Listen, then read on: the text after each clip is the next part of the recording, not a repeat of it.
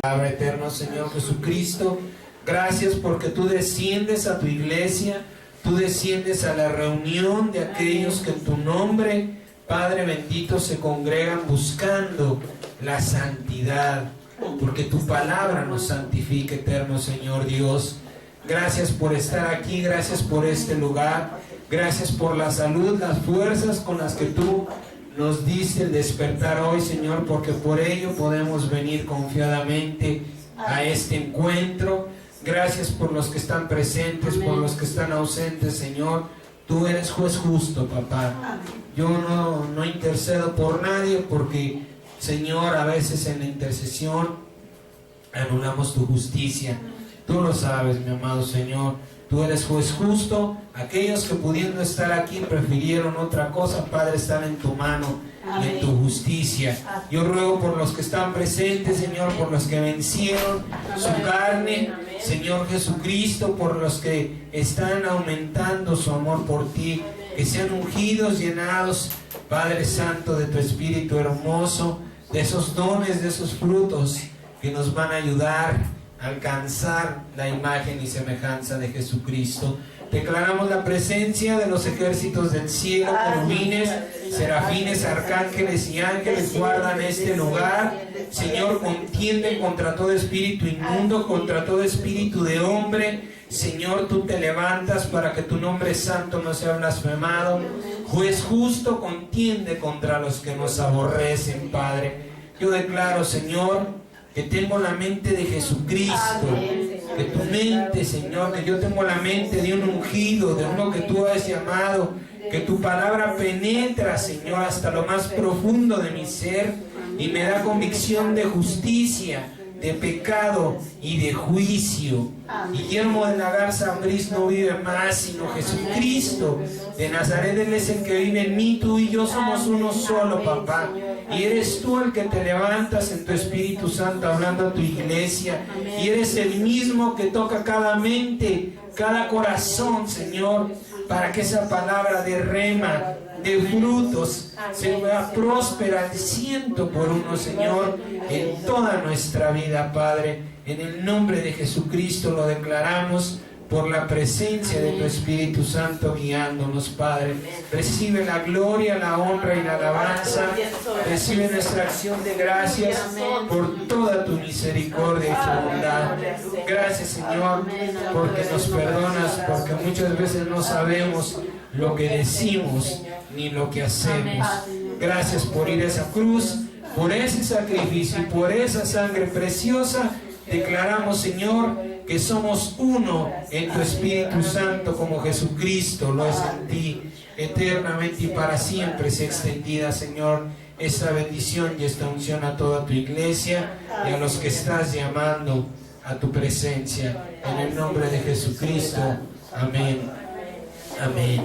Amén. Vaya buscando, por favor, el libro de San Mateo, capítulo 4, versículo 23.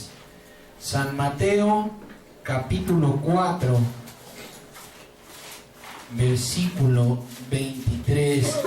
En el nombre de nuestro amado y perfecto Dios, hermoso Dios, Jesucristo, santo eres, Señor. Santo y perfecta es tu misericordia. Bendito Dios, que por ella nos das vida, Padre Santo. Amén. Dolor y sufrimiento, gozo y alegría. Ese es el tema que nuestro amado y perfecto Dios ha puesto en esta mañana para hablar a nuestra vida. Dolor y sufrimiento, gozo y alegría. Amén. San Mateo capítulo 4, versículo 23 al 25 y del 5 al 12. Dice la palabra: y recorrió Jesús toda Galilea. Fíjese bien, amado hermano, porque es necesario que nos movamos en el poder de lo sobrenatural, de lo espiritual. ¿A qué me refiero? A que usted visualice, no nada más escuche, porque eso viene también a afectar en nuestra vida. Si nosotros no usamos el poder de Dios materializando en nuestro corazón las cosas que sucedieron.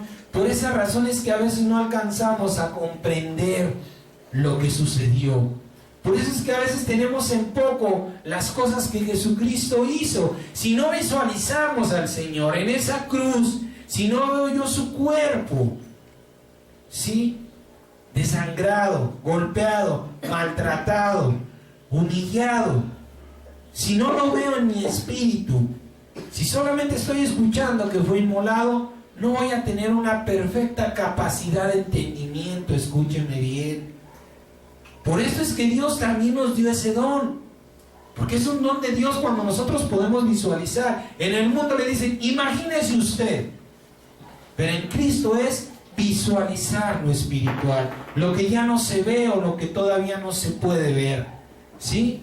Es necesario que estemos aquí en espíritu, alma y cuerpo y desatemos el poder que Dios nos dio. El poder de poder, valga la redundancia, de visualizar, no nada más de escuchar. Amén. Dice la palabra, San Mateo 4:23 dice, y Jesús recorrió toda Galilea, enseñando en las sinagogas de ellos y predicando el evangelio del reino y sanando toda enfermedad y toda dolencia en el pueblo. Mire nada más qué tremendo es esto. Vamos a visualizar qué nos está diciendo la palabra en este fragmento de la Biblia. Que cuando Jesús terminó, fíjese lo impresionante de las palabras. Por eso es que le digo visualice. ¿Qué quiere decir? Que cuando Jesús terminó de recorrer Galilea, que es una extensión territorial muy grande, cuando Él terminó no hubo gente enferma, amado hermano. Dice la palabra que Él sanó toda enfermedad y toda dolencia. Es impresionante cuando nosotros nos podemos analizar con el Espíritu de Dios, decir, muchas veces nosotros pensamos nada más en la parte donde vivimos, en el lugar donde vivimos. Vamos a visualizar nada más la calle donde vivimos. ¿Qué le gustan? ¿40 casas? ¿50 casas? ¿Qué le parecen? ¿200 personas en ese espacio? ¿Y cuánto tiempo verdaderamente podríamos decir que en esa calle, en esas casas, en esas personas no hay nadie triste, ni mucho menos enfermo? Verdaderamente no. Si eso sucediera nos parecería algo increíble. Imagínese, visualice en el Espíritu lo que está escrito, que Jesús recorrió toda Galilea y dice la palabra que sanó toda enfermedad y toda dolencia. Es decir, el pueblo estaba sanado, feliz. Y aún así lo buscaban para matarlo. Fíjese nada más. Versículo 24 dice, y se difundió su fama por toda Siria. ¿Sí? Si tuviéramos la oportunidad de tener un mapa, ¿sí?, podríamos ver lo que Jesucristo había abarcado, todo lo que el Espíritu Santo estaba haciendo. Amén. Y le trajeron todos los que tenían dolencia, los afligidos por diversas enfermedades y tormentos, los endemoniados, lunáticos y paralíticos, y ahí sí, en Siria, los que fueron llevados fueron sanados. Amén. Y le siguió mucha gente de Galilea, de Decápolis, de Jerusalén, de Judea y del otro lado del Jordán. Capítulo 5, versículo 1 dice, viendo la multitud, subió al monte, y sentándose, vinieron a él sus discípulos, y abriendo su boca les enseñaba diciendo, bienaventurados los pobres en espíritu, porque de ellos es el reino de los cielos. Bienaventurados los que lloran, porque ellos recibirán consolación. Bienaventurados los mansos, porque ellos recibirán la tierra por heredad. Bienaventurados los que tienen hambre y sed de justicia, porque ellos serán saciados. Bienaventurados los misericordiosos, porque ellos alcanzarán misericordia. Bienaventurados los de limpio corazón, porque ellos verán a Dios. Bienaventurados los pacificadores, porque ellos serán llamados hijos de Dios. Bienaventurados los que padecen persecución por causa de la justicia, porque de ellos es el reino de los cielos. Bienaventurados son cuando por mi causa los vituperen y los persigan y digan toda clase de mal contra ustedes, mintiendo. Gócense y alégrense, porque su galardón es grande en los cielos, porque así persiguieron a los profetas que fueron antes de vosotros. Amén. Bien, vamos a, en este espacio, en esta parte de la Biblia, vamos a analizar dos cosas importantes. Amén.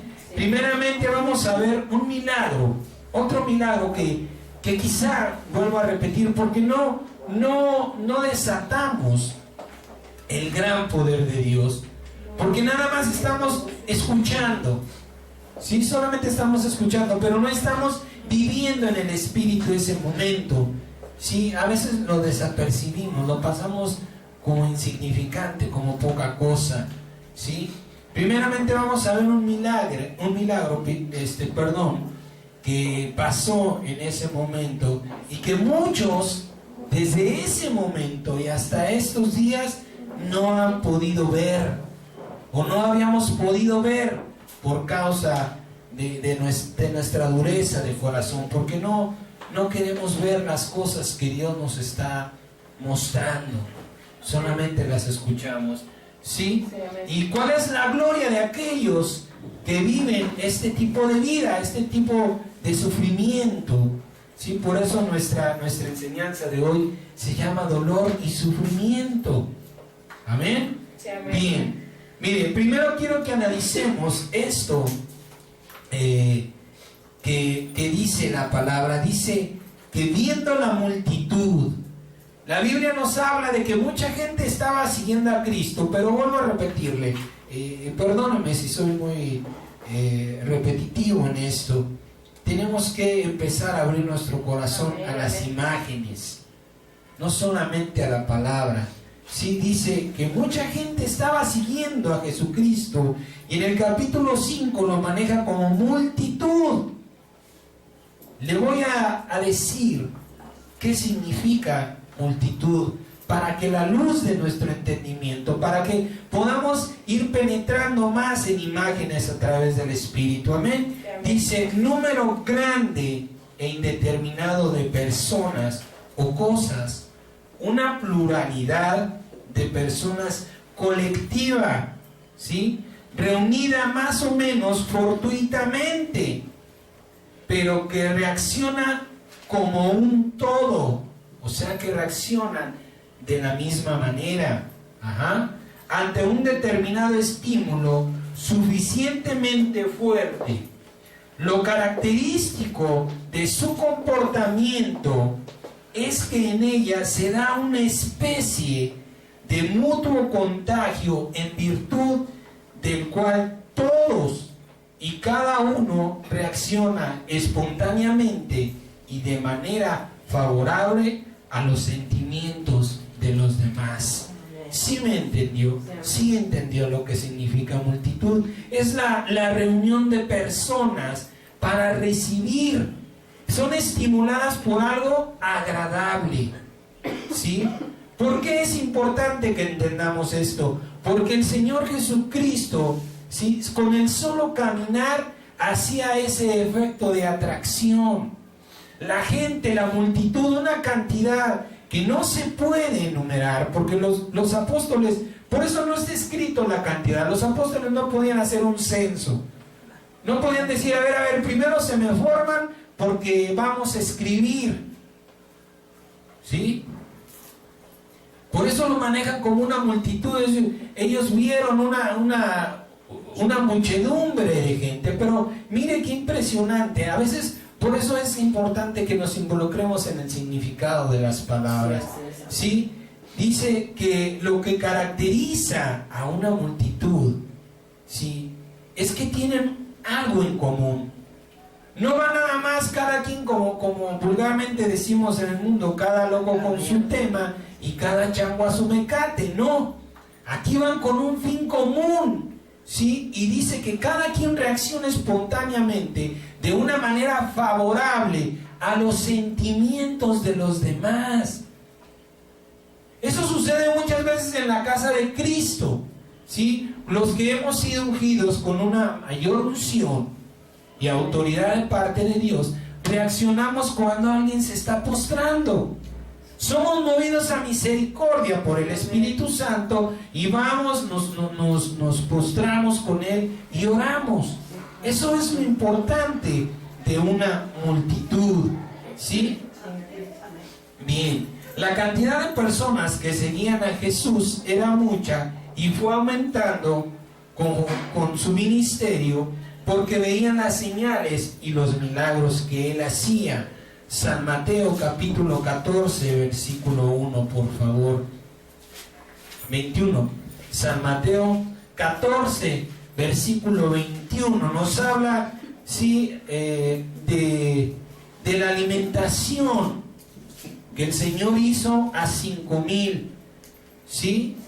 Dice el libro de San Mateo capítulo 14, versículo 28, que aquellos comieron, dice, y los que comieron fueron como 5,000 hombres, sin contar las mujeres y los niños. Para mayor claridad, para que nuestra mente se vaya enfocando en visualizar las cosas.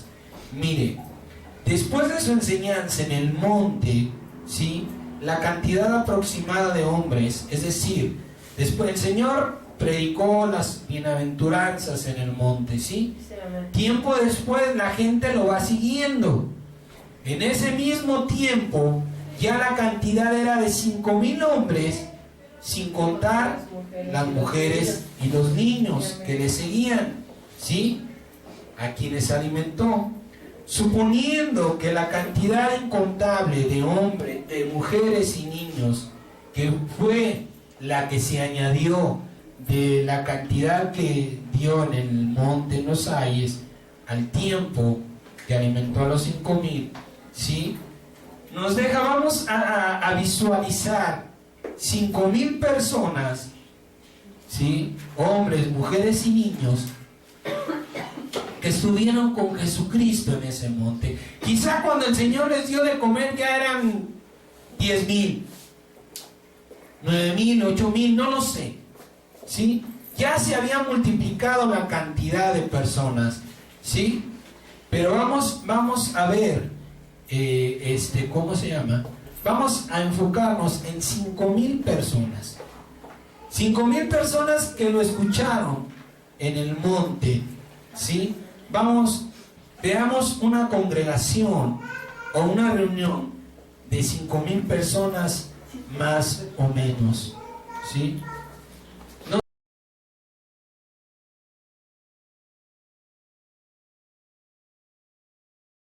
sé si usted alcanza a ver, no sé si usted alcanza a percibir esa imagen. ¿Sí la alcanza a ver? Quiero que vea el espacio que se necesita, la dispersión que se necesita, ¿sí?, para que aproximadamente haya 5,000 personas en un espacio. Para que usted vaya abriendo su corazón, para que usted vaya visualizando aproximadamente cuánto espacio se necesita, para reunir a 5,000 personas. ¿Amén? Bien. Para reunir 5,000 personas en un espacio cerrado, se tiene que considerar por lo menos un espacio cuadrado de 50 centímetros por 50 centímetros por persona. 50 centímetros más o menos es esta distancia por esta distancia por persona. para podernos reunir en un lugar cerrado. Ajá. Ahora, si consideramos que Jesús estuvo en un lugar abierto, ¿sí?, donde las personas podían tener más distancia entre la una y la otra, ajá, es decir, un mayor espacio, una mayor separación entre las personas, y más aún, ¿sí?, que era un lugar que en lugar de acercarse las personas, de que Jesús se acercara a las personas, se alejó, porque dice la palabra que él vio la multitud y agarra y se sube al monte. Al momento de subir al monte, se separa un poco más de esas personas, ¿sí? Si consideramos aparte que el sonido se dispersa de una manera mayor en un espacio abierto, ¿sí? La pregunta es, ¿cuál fue la potencia de la voz de Jesús para que aún los que estaban separados de él lo oyeran? Es tremendo cuando nos ponemos a analizar las cosas que están escritas, cuando nos ponemos a visualizar lo que está escrito. Jesús se subió a un monte, no lo sé, quizá a una altura como esta, ¿sí? Pero eso todavía le dio, no sé, 2, 3 metros más de separación de las personas. Y dice la palabra que comenzó a hablarles. No dice que comenzó a gritarles. No dice, Jesús empezó a gritarles, ¡hey, bienaventurado! Bien, hazte para acá. La palabra dice que él comenzó a hablarles, ¿sí? Y las personas lo siguieron oyendo. ¿Por qué razón? Porque cuando alimentó a los 5,000, ya había crecido el número de los discípulos que estaban con él. Es sorprendente esto que estamos hablando. Quizá lo vemos así como algo muy simple, pero si no lo tomamos como introducción para las cosas grandes, ¿cómo creeremos? El Señor mismo les dijo, si les he hablado las cosas terrenales y no me creen, ¿cómo si les dijera las celestiales? Si nosotros no nos sorprende lo que estamos, o no estamos visualizando lo que estamos viendo, ¿cómo creeremos en las cosas celestiales? Eso no se puede catalogar de otra manera más que un milagro, porque en ese tiempo quizá con la tecnología de hoy día, yo no sé, no lo puedo saber o aproximar. ¿Qué se necesitaría para hablarle en un espacio abierto a 5,000 personas reunidas? A 5,000 personas que dicen, ay, vamos a sentarnos, pero hazte más para allá. Yo siento que quizá, no lo sé, quizá la distancia de separación aumentó quizá un 50%, porque querían estar cómodos. Porque la palabra no dice que se amontonó, dice que él, viendo a la multitud, ¿sí?, subió al monte y sentándose, dice, fueron a los discípulos y abriendo su boca les enseñaba. Es importante que nosotros empecemos a ver las cosas maravillosas que hay en la Biblia. Es sorprendente que Jesús hablara en un espacio abierto, es decir, al aire libre y grande, y todos los que estaban le oyeran. Aunque la multitud aumentó, cuando Jesús, sí, les dio de comer, la multitud empezó a menguar cuando el Señor los reprende, porque les dice, ustedes solamente me siguen porque comen. San Juan capítulo 6, 64 al 66, ahí nos habla de cómo aquellos que estaban muy contentos, estaban muy agradecidos quizá. El Señor les dice, ustedes me siguen porque comieron el pan y se saciaron, pero trabajen por el pan de vida eterna. Pónganse a trabajar por el reino de los cielos para que verdaderamente puedan comer. Uy, no. No, ya nos va a empezar a decir. Y dice la palabra que muchos de sus discípulos se volvieron atrás. Grandes cantidades. Para ese entonces supongamos que eran 8,000, 9,000 personas, y después del que el Señor les habla una palabra dura, ¿cuántos lo siguieron? 12. Y todavía el Señor les pregunta, ¿se quieren ir también ustedes? A lo que Pablo respondió con sabiduría. ¿A dónde va? Pedro respondió con sabiduría. ¿A dónde vamos a ir, Señor, si solo tú tienes palabras de vida eterna? ¿Cuántas cosas hermosas, cuántas cosas gloriosas habían visto ya los apóstoles que dijeron que se vayan? No saben lo que se pierde. Ya tenían gran convicción los apóstoles de quién era Jesús, del poder que el Señor tenía en su persona. ¿Sí? Esto no se, le vuelvo a repetir, no se puede catalogar de otra manera como un milagro. Es un milagro que el Señor Jesucristo haya hablado y las personas, 5,000 personas a lo menos, es una cantidad aproximada que estamos usando para definir multitud. Quizás era más, pero todos le escucharon, porque la palabra del Señor llega a nuestro corazón. Entonces es importante, repito, reitero, que nosotros profundicemos cuando nos involucramos en la lectura de la palabra. También involucrémonos en la visualización de los hechos, de lo que pasó. ¿Para qué? Para que podamos verdaderamente ser iluminados en plenitud de lo que pasó, para que nuestro conocimiento y nuestro entendimiento sea mayor y sea pleno. ¿Sí? Eso nada más como una breve introducción. Vuelva por favor ahí al libro de San Mateo 5, del 1 al 12. Vamos a volverlo a leer. Quiero por favor que lo volvamos a leer. San Mateo 5, volviendo a ese lugar, vamos a volver espiritualmente a ese lugar del monte donde el Señor le habla a la multitud. Amén. Dice, viendo la multitud, subió al monte y sentándose, vinieron a él sus discípulos, y abriendo su boca les enseñaba diciendo, bienaventurados los pobres en espíritu, porque de ellos es el reino de los cielos.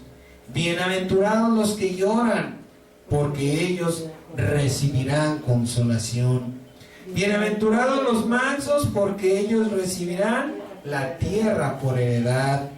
Bienaventurados los que tienen hambre y sed de justicia, porque ellos serán saciados. Bienaventurados los misericordiosos, porque ellos alcanzarán misericordia. Bienaventurados los limpios del corazón, porque ellos verán a Dios. Bienaventurados los pacificadores, porque ellos serán llamados hijos de Dios. Bienaventurados los que padecen persecución por causa de la justicia, porque de ellos es el reino de los cielos.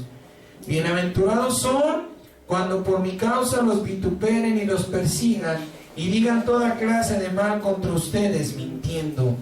Gócense y alégrense, porque su galardón es grande en los cielos, porque así persiguieron a los profetas que fueron antes que ustedes. Bien, primero nuevamente es importante que entendamos, que tengamos una mayor claridad en el significado de estas palabras. En el versículo 12 hay algo bien tremendo. Dice, gócense y alégrense. ¿Sí? ¿Qué significan estas dos palabras? Gozo y alegría. Fíjese bien lo que Dios nos dio para esta mañana. ¿Sí? Alegría se deriva del latín alecer o alesiris, es un sentimiento grato y vivo que suele manifestarse con signos exteriores, palabras, gestos o actos que expresan el júbilo. La alegría es una de las emociones que experimenta el ser humano en la vida. Es un estado interior, fresco y luminoso, generador de bienestar. Genera altos niveles de energía y una poderosa disposición. Amén. La alegría es un sentimiento o valor, la acción constructiva que puede ser percibida en toda persona, siendo así que quien la experimenta la revela en su apariencia, lenguaje, decisiones y actos, ¿sí? La tristeza es el sentimiento o emoción contraria. También se puede definir como el estado de ánimo más confortable por el cual se pueda pasar. La tristeza juega un rol, ya que sin ella no se podría sentir la alegría. Póngame atención, ¿sí? Y según estudios médicos, la alegría ayuda al mejoramiento de la salud. Generalmente está originada por un sentimiento placentero o por la relación con alguna persona o cosa que manifiesta este tipo de emoción y que nos contagia. Amén. ¿Sí? Y nos contagia viviéndola casi como propia. Puede ser producto de la diversión o el entretenimiento. Ahora, ¿cómo afecta la alegría a nuestra salud? Es un hecho probado, ¿sí?, por la medicina psicosomática y por nuestra experiencia directa, que descansa primordialmente en la satisfacción afectiva y hace que funcionen mejor los órganos de nuestro cuerpo. Amén. Órganos como el hígado, el estómago, el corazón, los pulmones. Fíjese cómo afecta nuestra vida la alegría y también nuestra mente, y también que nuestra mente gane claridad y eficiencia, es decir, que entienda mejor, ¿sí?, y también pueda manifestar los pensamientos de una manera más clara, que nuestra mente pueda trabajar al 100%, ¿sí? Los estados mentales positivos inducen al cerebro a liberar una hormona llamada endorfina, que significa endo, interno, y morfina, ¿sí?, analgésico o anestésico. Eso significa endorfina, algo interno, ¿sí?, que produce un analgésico. La endorfina producida por el cerebro alivia o elimina, ¿sí?, el dolor tanto físico como emocional y aumenta la resistencia de la mente y del cuerpo.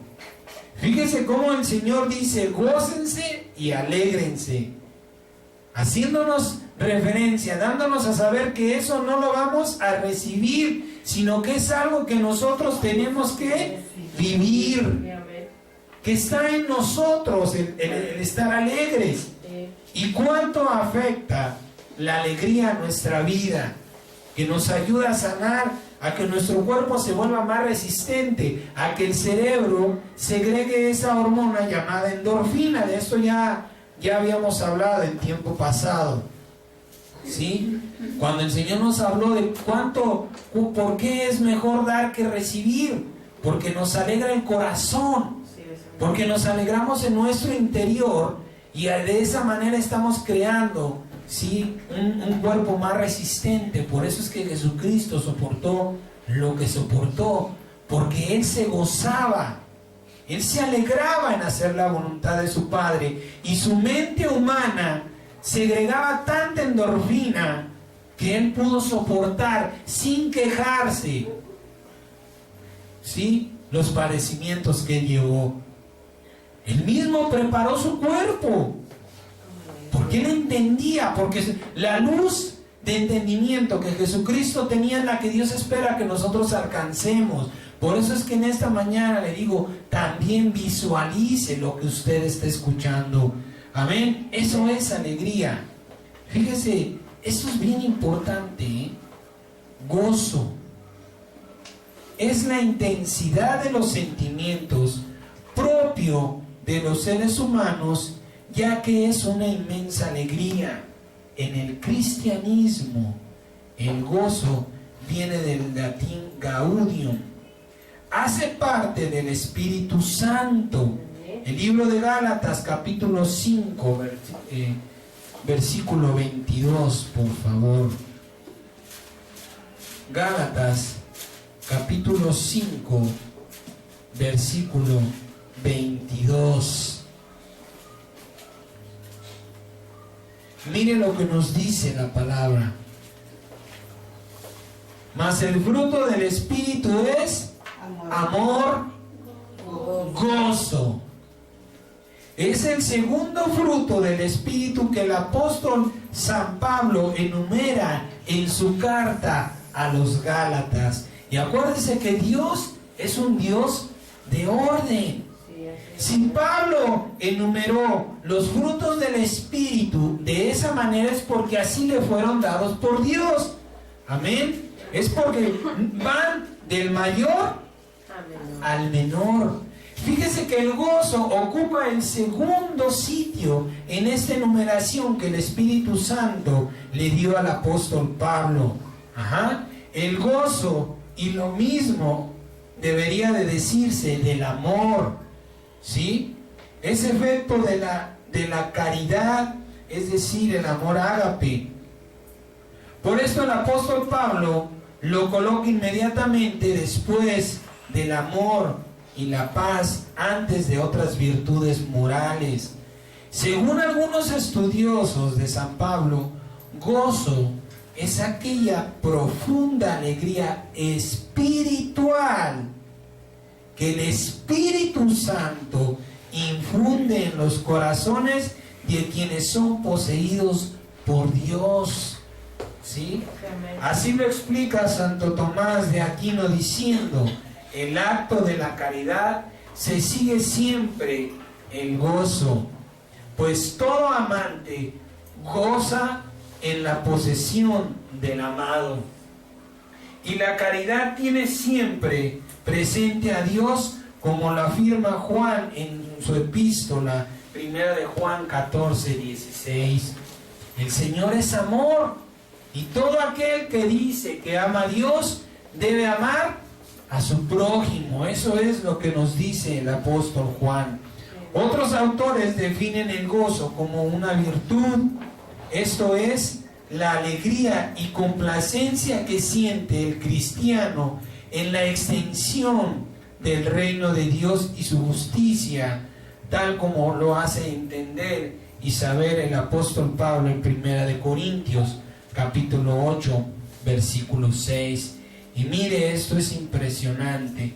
A diferencia de la felicidad, el gozo no es resultado de circunstancias externas, ¿sí? No es, la felicidad puede ser porque yo vi un regalo que me gustó, yo pude ver a algún familiar que tenía tiempo que ya no lo veía, ¿sí?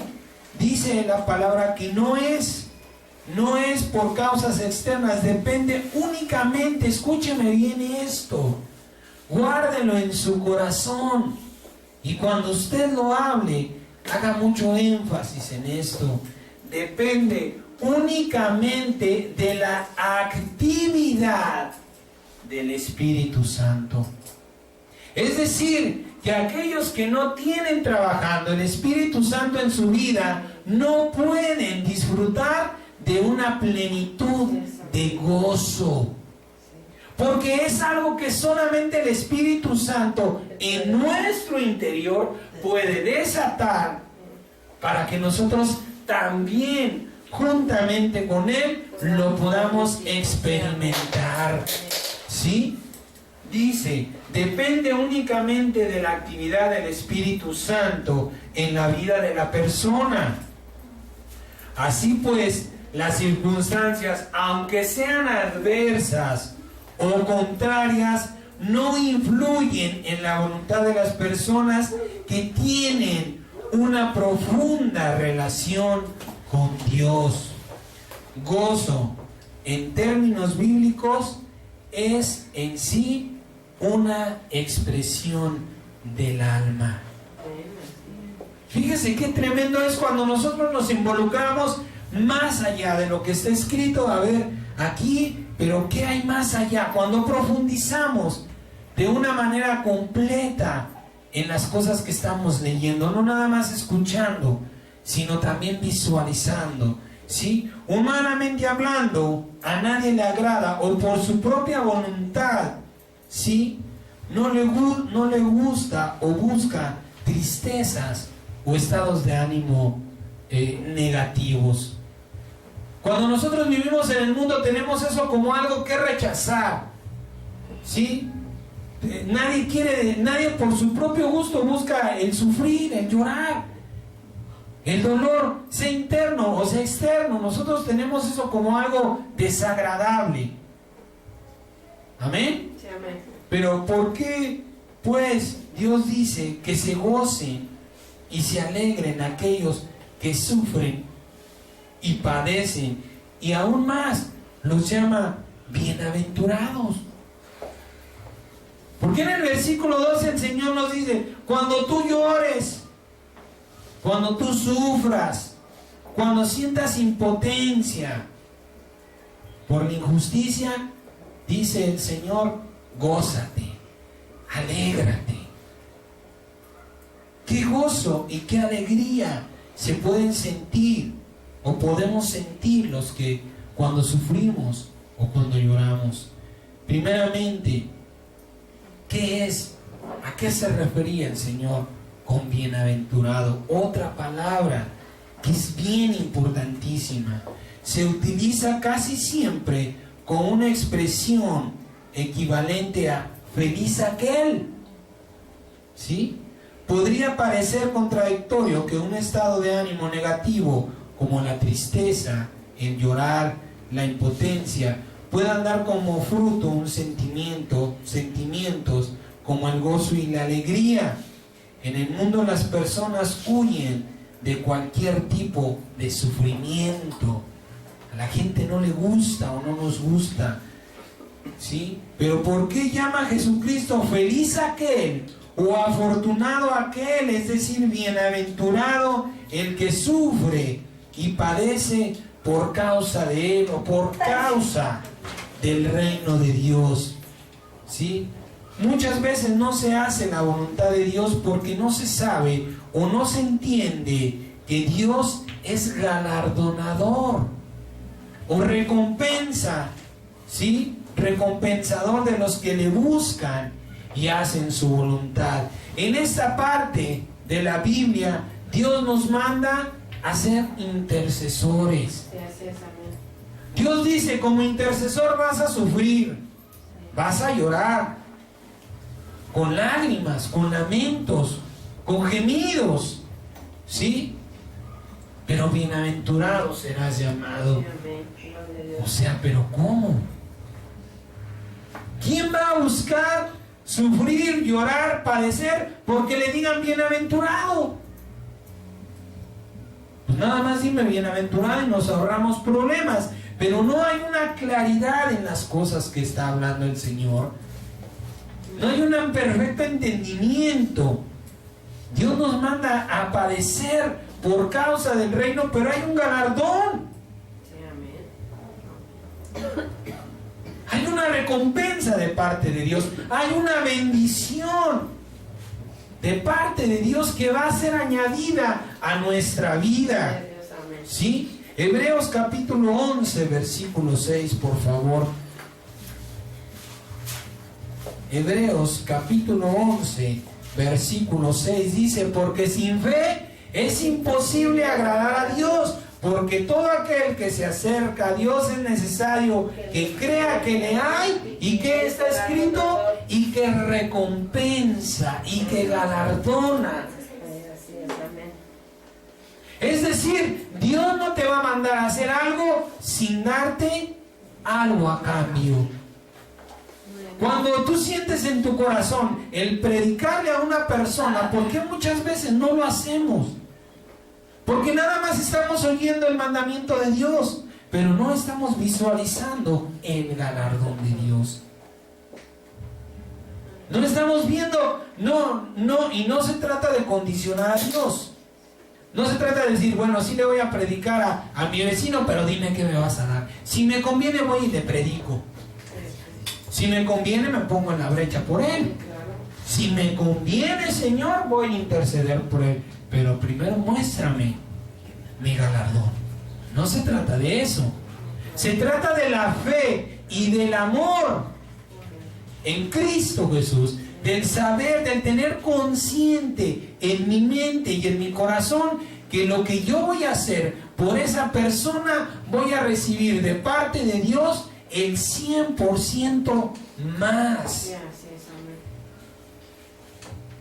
El 100% más. ¿Sí?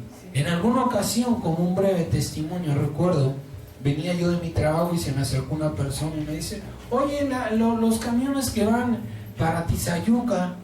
No, le digo, pues es que yo venía en una avenida paralela. Le digo, no, tienes que caminar hacia allá y allá lo tomas.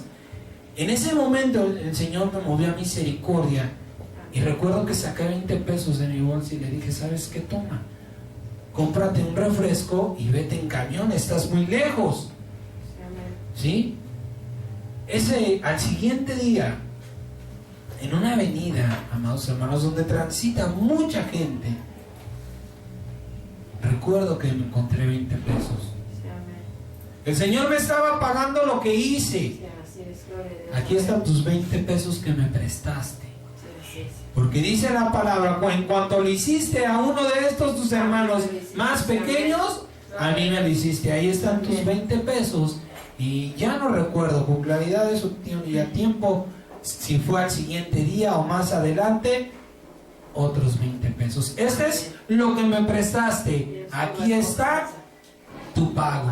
El 100%. Usted me dirá 20 pesos. Amado hermano, si fueron 20 pesos, dice por ahí un pensamiento, que el que regala bendiciones, recibe bendiciones dobles. Dobles, amados hermanos. Si nosotros fuéramos con ese pensamiento y con esa convicción a extender el reino de Dios, a vivir como aquellos bienaventurados, no tendríamos ni siquiera que pensar en decir, voy a llorar, voy a afligir mi alma, voy a padecer dolor. Quizá, si Dios lo quiere, hasta me van a correr a patadas. Hasta me van a aventar, no sé, una piedra. Sáquese de aquí, órale, cristiano. ¿Sí? Pero voy a padecerlo por causa del reino. Sí, amén. Pero no se hace. ¿Por qué razón? Porque no estamos poniendo también nuestros ojos en la recompensa. Se nos olvida la recompensa que Dios nos ha dado. Primeramente tenemos una promesa gloriosa. Yo voy a estar contigo. No temas, yo voy contigo. ¿Sí? Y segunda, lo que nos dice en el libro de Mateos, gócense y alégrense porque su recompensa es grande en los cielos. Ay, qué padre, una gran recompensa. Pero ¿quién intima?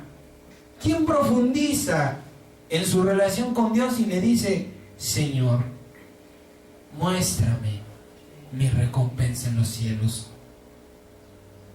Ayúdame a ver esas cosas que me están esperando allá, para que yo ponga mis ojos en ella y no me importe lo que tenga que padecer. Nos falta, amados hermanos.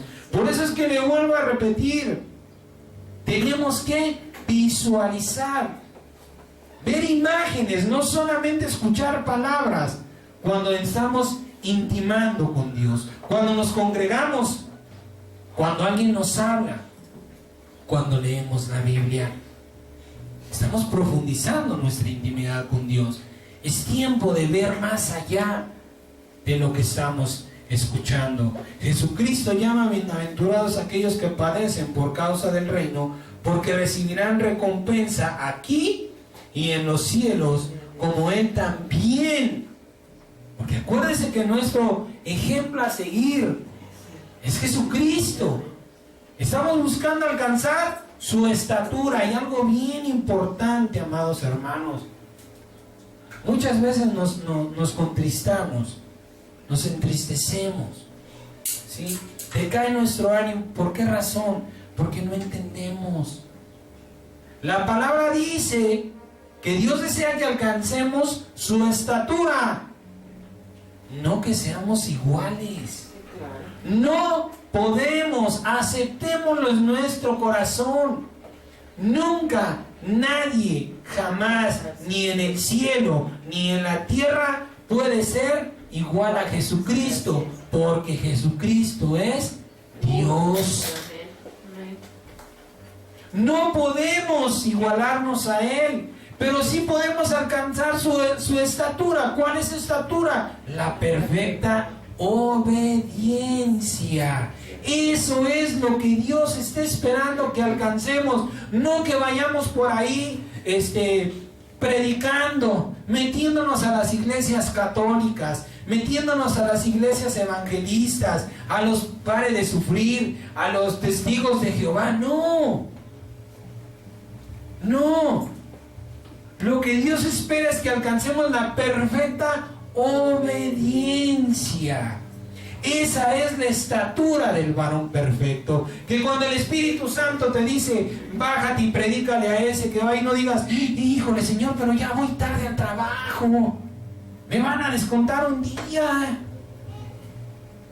Que cuando el Señor te diga en el metro, levántate y predícales a todos estos, híjole Señor, ¿y quién va a hacer la guerra espiritual para los demonios que se levantan? La palabra dice que mejor son dos que uno. Y no sabemos la Biblia para defendernos, pero de lujo. Sí lo ocupamos como escudo, pero con escudo de los azotes y reprensiones del Señor, no contra los dardos del enemigo. ¿Sí? Entonces es importante que entendamos con claridad. Dios no nos mandó a ser iguales a Jesucristo, porque entonces está anulando o está incapacitando lo que ya hizo. Está diciendo, no fue suficiente, que necesito que alguien más vaya a la cruz, que necesito que alguien más derrame sangre. Y con ese sacrificio el Señor salvó al mundo entero.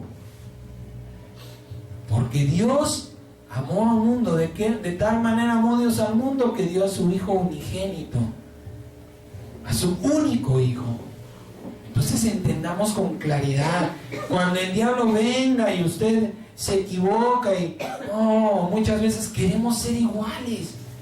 Y al ver la distancia tan grande que hay, nos contristamos, nos entristecemos, nos apagamos. No, pues yo cuando voy a ser igual que Jesucristo. Es que Dios no te dijo que seas igual.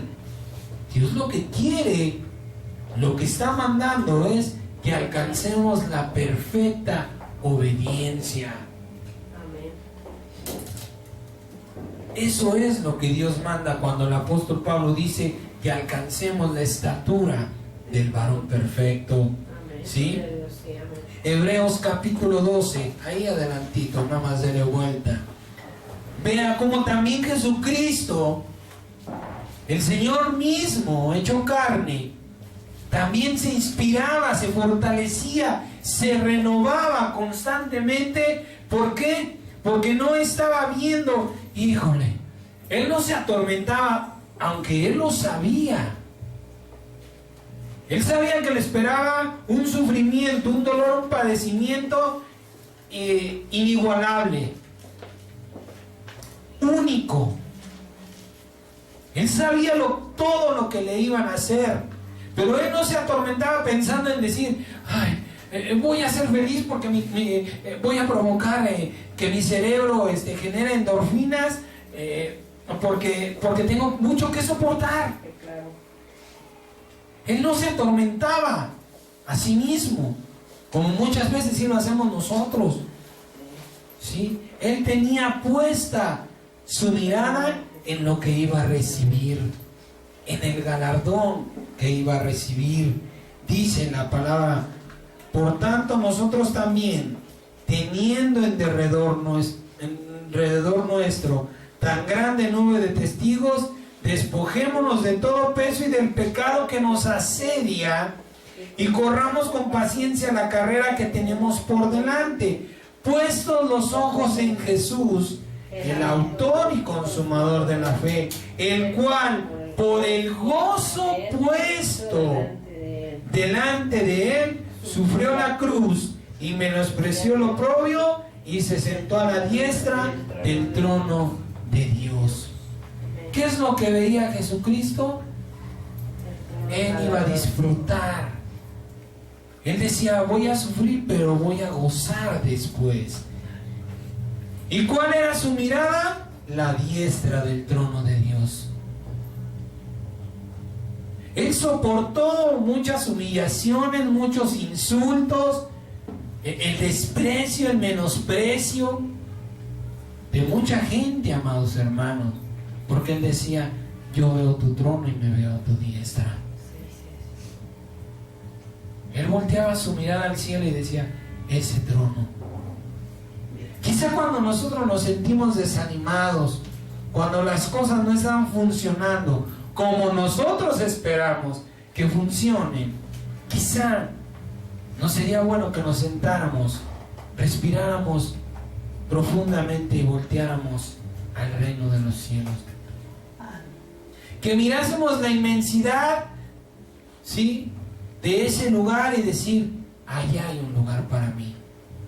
Señor, muéstrame, ayúdame a ver como me ayudas a ver muchas cosas. Ayúdame a ver ese trono, ese reino, ese lugar, esa tierra que está preparada para mí. Ayúdame a inspirar mi ministerio. Le vuelvo a repetir, no se trata de condicionar a Dios, no, si lo veo grande y extenso, si está como a mí me gusta, órale, le entramos, Señor.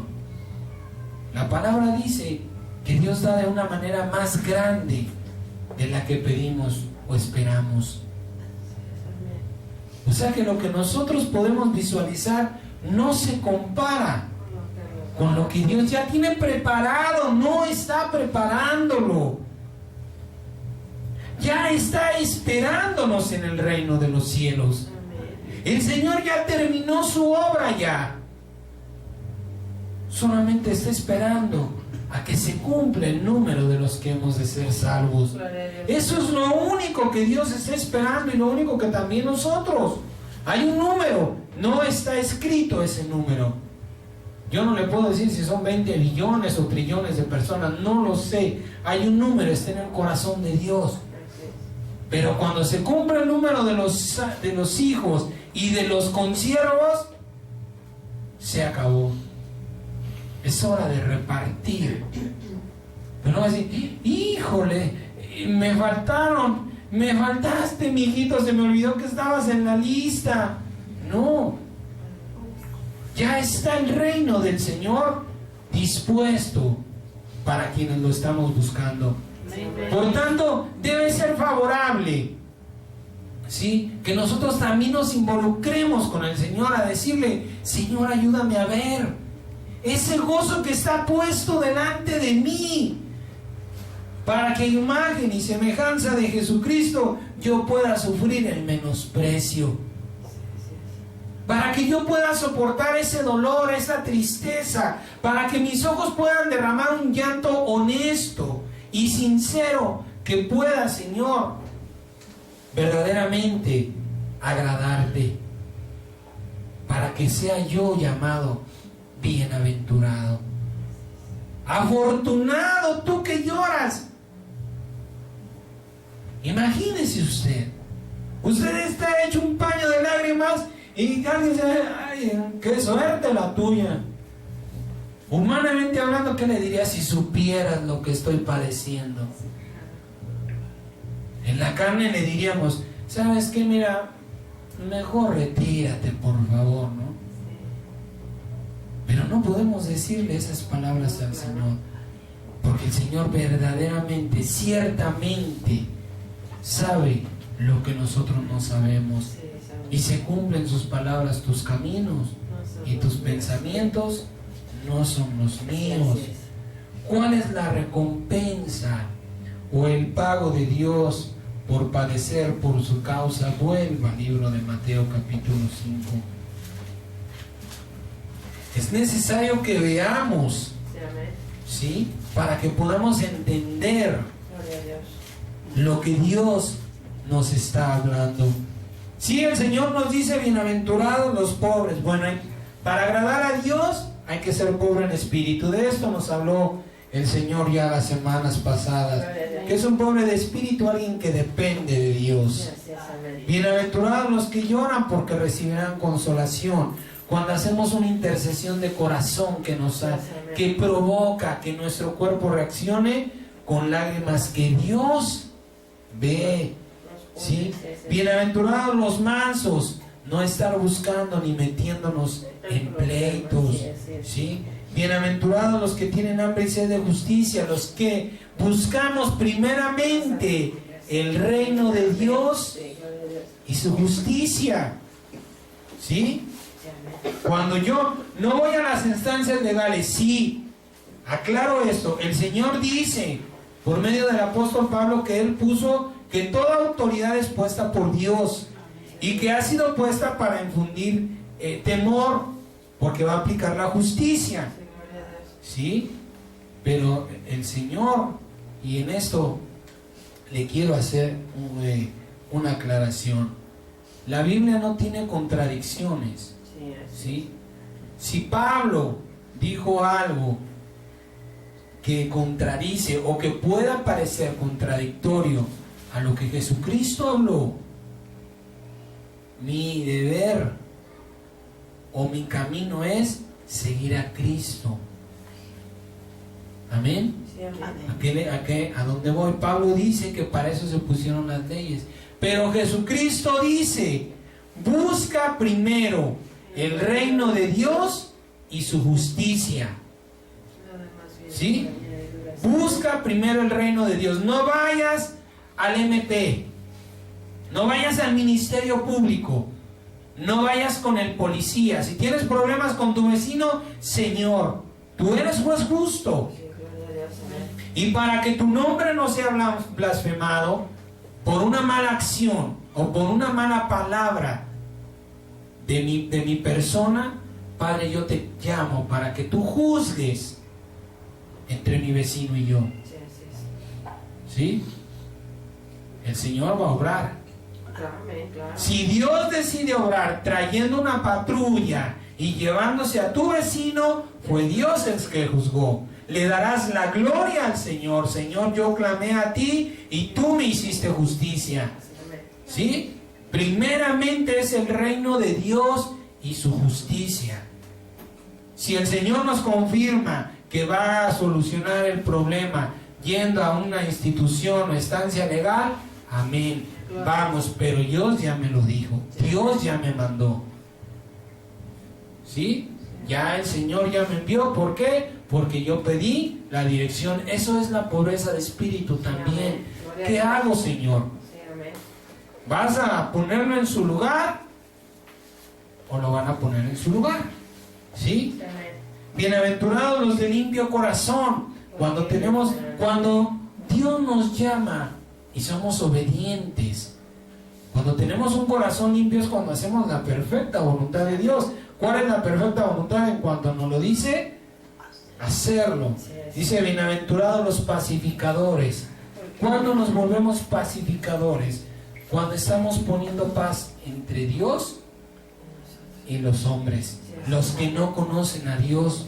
Cuando intercedemos: Señor, yo te pido por esta colonia, por mi vecino, por mi tío.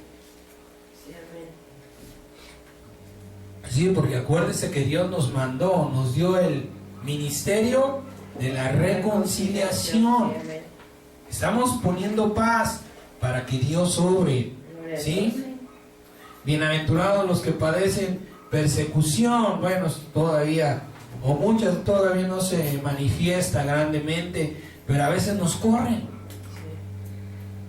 a veces no nos aceptan, a veces nos desechan, ¿sí? Dice, bienaventurados sean cuando los insulten o les vituperen. Y dice el Señor, gócense.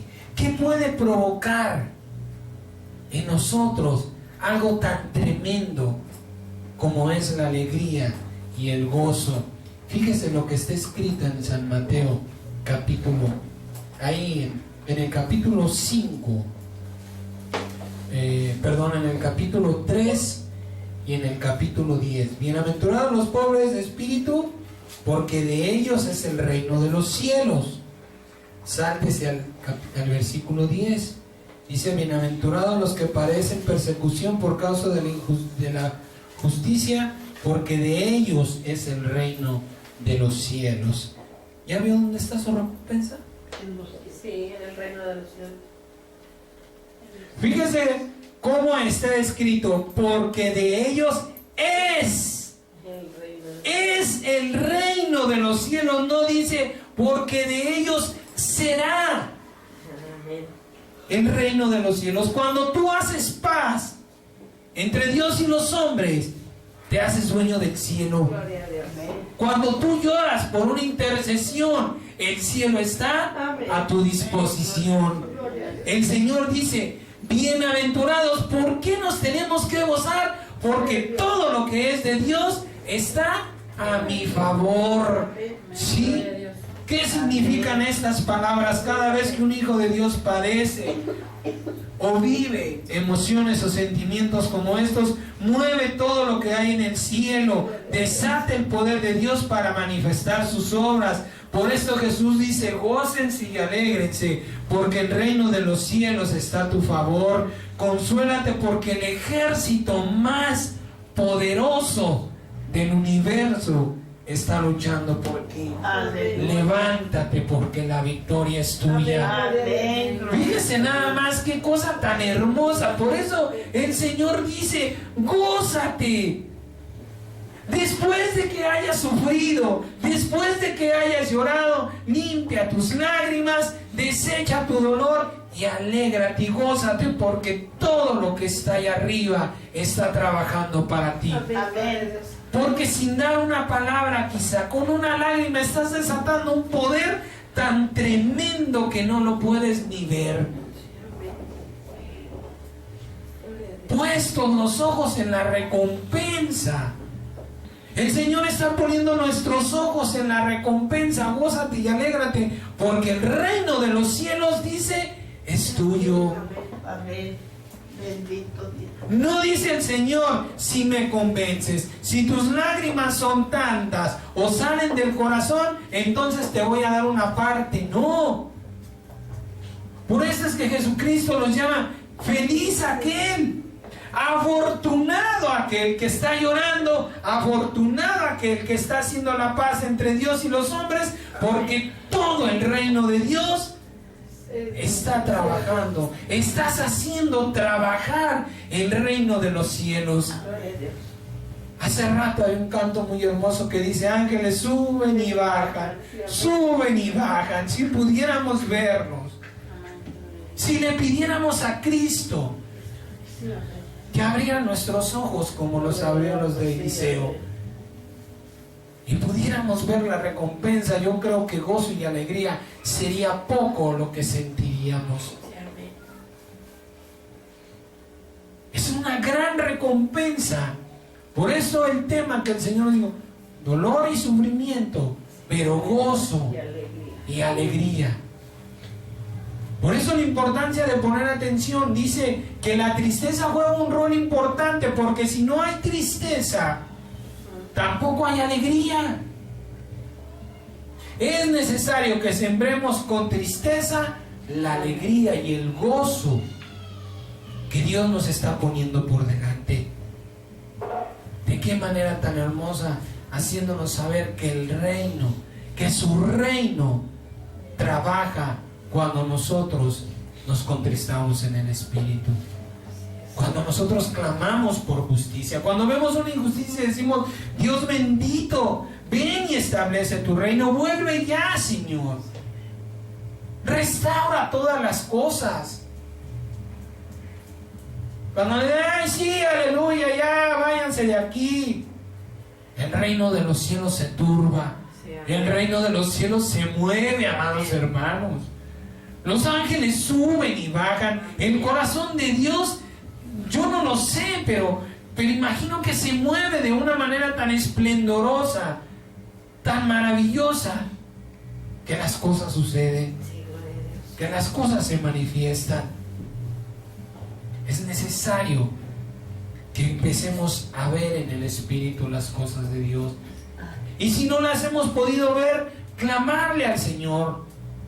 Dice el Señor: clama a mí, yo te responderé y te enseñaré cosas grandes, hermosas, que tú no conoces, que corazón, que ojos y oídos no han visto. Yo te las mostraré, dice el Padre. No te dice: ve a tu pastor, ve a tu papá, ve a tu mamá.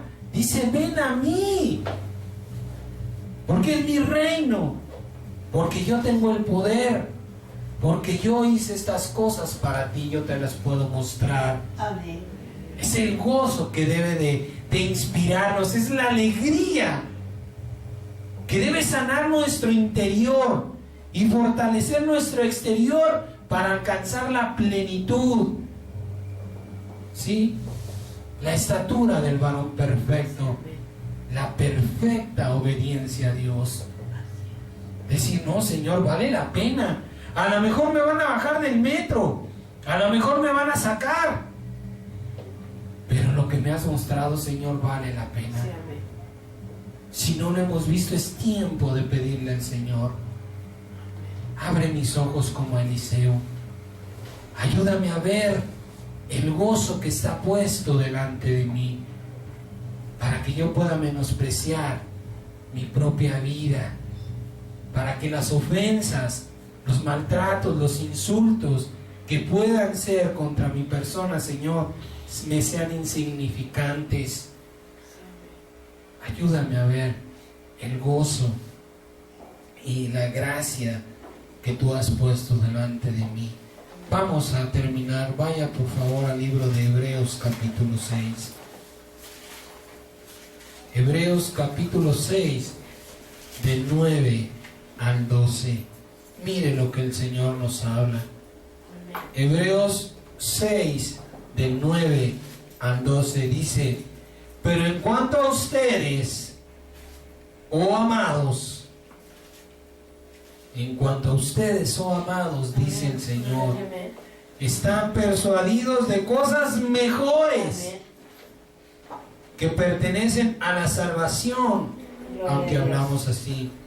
Porque Dios no es injusto para olvidar su obra de fe y trabajo de amor que ha mostrado hasta su nombre, sirviendo a los santos y sirviéndoles aún. Aunque no vengan y nos den las gracias, vamos a buscar otro lugar a donde llevar la palabra de Dios. Dice: pero deseamos que cada uno de ustedes muestre la misma solicitud hasta el fin. Siempre la misma actitud, sin importar lo que recibamos, puestos nuestros ojos en la recompensa, para plena certeza de la esperanza, a fin de que no se hagan perezosos, sino imitadores de aquellos que por la fe y la paciencia heredan las promesas. ¿Cuántas promesas tenemos de parte de Dios? Como iglesia, como individuos, como hijos, tenemos promesas de parte de Dios. Terminamos San Mateo capítulo 11. San Mateo capítulo 11. Estén persuadidos, convencidos de que tenemos cosas mejores, que vale la pena todo lo que podamos sufrir o llorar o padecer por causa de eso, por causa de ese precioso reino, de ese perfecto reino.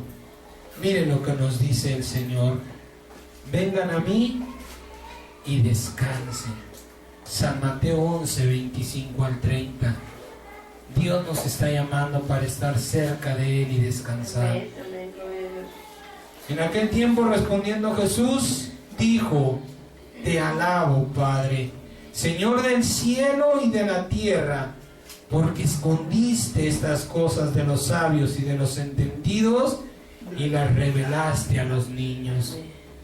Por esto Pablo decía: ¿quieres hacerte sabio este ignorante? No te acerques a decir: Señor, yo sé, sino: Señor, enséñame. Sí, Padre, porque así te agradó.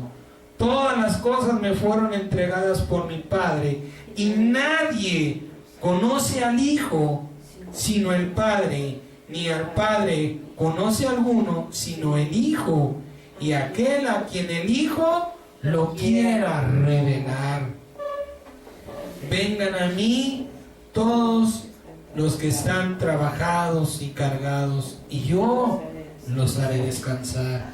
Lleven mi yugo sobre ustedes y aprendan de mí, que soy manso y humilde de corazón, y hallarán descanso para sus almas, alegría, gozo. Dice la palabra que el gozo solamente nos lo da el Espíritu Santo cuando está trabajando. Mientras no lo podemos disfrutar. Si estamos haciendo obras de amor por los que no conocen a Dios, vamos a sentir el gozo de Cristo. Por eso dice: mi gozo se ha cumplido, y ustedes sentirán. ¿Cómo sentimos cuando alguien viene a Cristo? ¿Qué gozo sentimos cuando nuestra familia viene? El hermano inconverso dobla rodillas. Cuando dice: yo quiero ser bautizado, ¿qué se siente, amado mío? Es un gozo, es una sensación, es un sentimiento incomparable, porque eso siente Cristo. Dice: te voy a hacer sentir mi gozo, te voy a inspirar para que continúes. Dice, versículo 30, porque mi yugo es fácil y ligera mi carga. Llevar una vida en Cristo es fácil y no nos va a causar, o no nos debe de causar, mayor peso que un mayor y más excelente peso de gloria. Bendito sea nuestro Señor, bendito sea tu Espíritu Santo, Padre, porque estas cosas las guardaste de los sabios y de los entendidos, Señor, y nos has dado un corazón de niños para podernos revelar. Hoy te adoramos, Señor Jesucristo, te damos gracias. Yo te ruego por toda tu iglesia, amado Dios Padre, para que podamos, Señor, alcanzar esa plenitud, esa gracia delante de tu presencia, y nuestros ojos sean abiertos, para que podamos ver, Señor, el gozo puesto delante de nosotros, para que podamos poner nuestros ojos en la recompensa, creyendo que el reino de los cielos nos pertenece cuando hacemos lo que te agrada, amado Señor. Ayúdanos, papá, a vivir este tipo de vida, este estilo de vida, esta forma de vida, Señor, aunque con dolor y sufrimientos puedas llegar a hacernos sentir el gozo y la alegría que hay en ti y en tu santo corazón, Padre bendito. Te damos gracias, Señor, por toda tu misericordia, por toda tu bondad, tu benevolencia, por todo lo maravilloso que tú eres para con tu creación y especialmente para tu iglesia y tu heredad. Gracias te damos, bendito Dios. Te pedimos, Señor, unánimes, en el nombre de Jesucristo, en el nombre en el que tú prometiste y eres Dios que cumple sus palabras. Señor, yo te pido en el nombre de Jesucristo, abre nuestros ojos, como abriste los ojos de Eliseo, y ayúdanos a ver ese reino, ese ejército poderoso que trabaja a nuestro favor cuando nosotros, Señor, padecemos por causa de tu reino bendito, por causa, Señor, de tu palabra, del Evangelio. Gracias te damos, bendito y perfecto Dios, en Cristo Jesús. Amén. Amén. Amén. Gloria al Señor.